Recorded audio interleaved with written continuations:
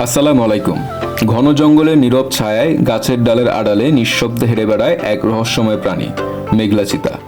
বাংলায় যাকে অনেকেই গেছোবাঘ, লামচিতা কিংবা ফুলেশ্বরী বাঘ নামেও চিনে। ইংরেজিতে এর নাম ক্লাউডেড লিপার্ড। আর এই নামের পেছনে আছে এক অসাধারণ সৌন্দর্যের গল্প।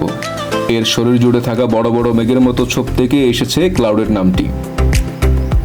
বৈজ্ঞানিক নাম নিওফেলিস নেবুলোসা। বিড়াল জাতীয় প্রাণীদের মধ্যে এক বিস্ময়কর বিরল প্রজাতি। গবেষকদের মতে এরা যেন বড় বিড়াল আর ছোট বিড়ালদের মাঝখানের এক জীবন্ত সেতুবন্ধন।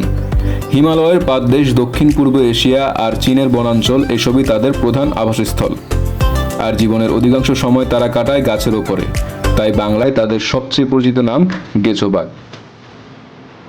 কিন্তু দুঃখজনক সত্য হলো, এই অপূর্ব প্রাণীটি আজ সংকটাপন্ন। IUCN তাদের বিপন্ন ঘোষণা করেছে। পৃথিবীতে এদের সংখ্যা এখন 10,000-এরও কম। আর প্রাপ্তবয়স্ক মেঘলা চিতার সংখ্যা হয়তো 1,000-এরও নিচে। বাংলাদেশেও এই প্রাণীটি আইন দ্বারা সংরক্ষিত। 2012 সালের বন্যপ্রাণী আইন অনুযায়ী মেঘলা চিতা একটি সংরক্ষিত প্রজাতি। তবুও দিন দিন বন কমছে, হারিয়ে যাচ্ছে নিরাপদ আশ্রয়, আর তার সঙ্গে সঙ্গে নীরবে হারিয়ে যাচ্ছে এই রহস্যময় প্রাণীটিও। মেঘলা চিতা শুধু একটি প্রাণী নয়, এটি আমাদের প্রকৃতির সৌন্দর্য, ভারসাম্য আর বন্যতার এক অনন্য প্রতীক।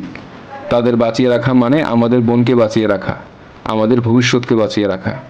হয়তো গভীর জঙ্গলের কোথাও এখনো কোনো গাছের ডালে বসে আছে এক মেঘলা চিতা, নিঃশব্দে তাকিয়ে আছে মানুষের পৃথিবীর দিকে, প্রশ্ন করছে, তোমরা কি আমাদের বাঁচতে দেবে?